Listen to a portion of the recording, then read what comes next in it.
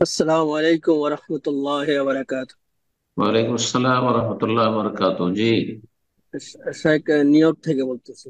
জি, আহলান শেখ হোসেন, বলেন। বলেন। শেখ, নামাজের একটা মাসলা, সুন্নত নামাজ, ফরজ নামাজ, সুন্নত মাগরিবের সুন্নত নামাজ আহ সাধারণত ঘরে আসি পড়ি। তো হুম। কোনো ব্যস্ততার কারণে ইমিডিয়েট মানে দুই একদিনই ভুল হয়ে গেছে, একটা না, ভুলে যাই মানে আসার সময় যখন নামাজ পড়তে দাঁড়াই তখনই মনে পড়ে তা আমি তো মাগরিবের হুম। সুন্নত পড়িনি। জি। সবসময় পড়ি। এখন এই নামাজটা পরে আসার সুন্নতের পরে আবার ঘরে যখন পড়ি তখন হুম। আল্লাহ কবুল করতে পারে এই আশায় সুন্নতটা পড়িনি। সুন্নতটা কাজার পড়িনি, কোন এটা কি সময় ঠিক নেই। আছে কিনা? কাজার ফরজ হোক অথবা সুন্নাত হোক, কাজার কোনো সময় নেই। পরেও কাজা করতে, যদি আপনি নামাজটি পড়ায় অভ্যস্ত, সুন্নত পড়ে অভ্যস্ত থাকেন, তাহলে কাজা করা উত্তম। কিন্তু সুন্নাত যদি বেশিরভাগ ছেড়ে দেন বা মাঝে মাঝে ছেড়ে দেন, মাঝে মাঝে পড়েন, নিয়ত ছিল না যে পড়বো, তাহলে তখন কাজা নেই ওলামারা বলেছেন।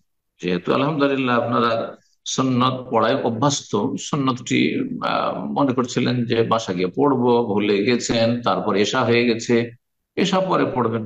এমনকি এশার সুন্নত পড়া হয়েছে, বেতর পড়া হয়েছে, তারপরেও কাজা করতে পারেন, যে কোনো সময় কাজা করতে পারেন।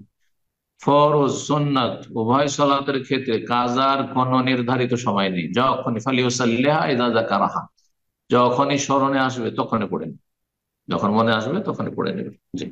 সেই সময়টি যেন নিষিদ্ধ সময় না, সূর্য ওঠার সময় না হয়, সূর্য ডুবার সময় না হয়, সূর্য মাথার উপর না থাকে।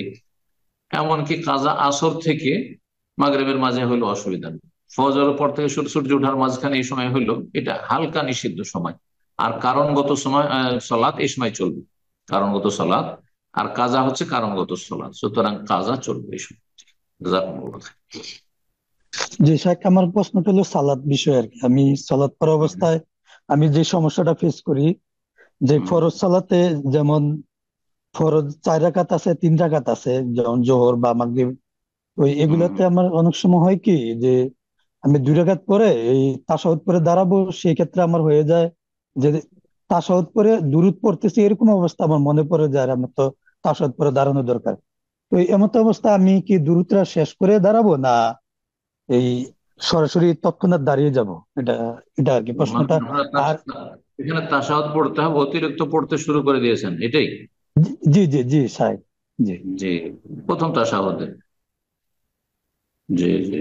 তো এই ক্ষেত্রে শেখ ইবনে বাজ রাহিমাহুল্লাহ বা বলছেন এরকম কিছু ওলামারা, যে আপনি প্রথম তাশাহুদে দরুদ পড়ে নিতে পারেন, সুতরাং সেটা কোনো ভুল কাজ করছেন না। তো এই মতের ভিত্তিতে আপনি দরুদটা কমপ্লিট করে নেন, দোয়া নবী সাল্লাল্লাহু আলাইহি ওয়াসাল্লামের দোয়া কমপ্লিট করে নেন, কোনো অসুবিধা নেই। জি।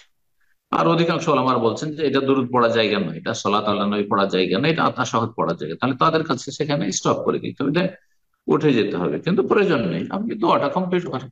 রাসূলুল্লাহ সাল্লাল্লাহু আলাইহি ওয়াসাল্লামের জন্য দোয়া করেছেন। হ্যাঁ, এই ফেরেশতারা আপনার জন্য দোয়া করবে, আল্লাহ কাবে মিসলিন, তোমাকে আল্লাহ এরকমই দান করুন। জি। বারাকাল্লাহ।